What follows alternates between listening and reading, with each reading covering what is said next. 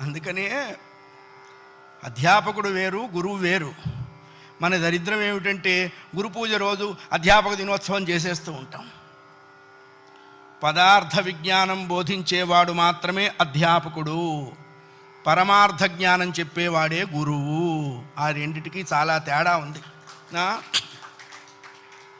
పరమార్థ జ్ఞానం చెప్పాలి గురువు.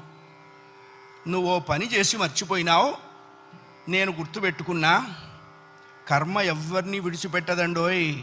ఒకవేళ భగవంతుడైనా కాస్త ఎక్స్క్యూజ్ చేస్తాడు, కొంచెం కన్సెషన్ ఇస్తాడు, కొంచెం ఎగ్జంప్షన్ ఇస్తాడు. కర్మ చస్తే ఇవ్వదు. 1000 ఆవులు 1000 దూడలు ఉన్నాయి. దూడల కట్లు విప్పాం. ఏ దూడ దాని దగ్గరికి వెళ్ళి దాని తల్లి దగ్గరికి వెళ్ళి సరిగ్గా ఆగుతుంది. కర్మ కూడా అంతే. అవశ్యం అనుభోక్తవ్యం కృతం కర్మ శుభాశుభం.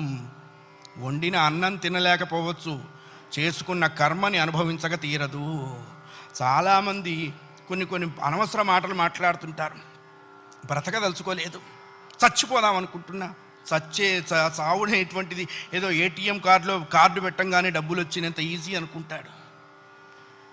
నువ్వు అనుకోంగానే చచ్చిపోతే నువ్వు చేసిన కర్మ అంతా ఎవడు అనుభవిస్తాడు?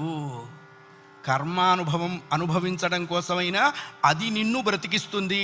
నీ ఇండివిజువల్ ఐడియాస్తో నువ్వు బ్రతకవో ధర్మశాస్త్రం చెప్పింది. అయ్యా,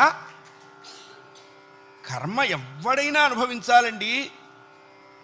నువ్వు మర్చిపోయినావు, నేను గుర్తు చేస్తానన్నాడు. ఏమిటండి మర్చిపోయింది?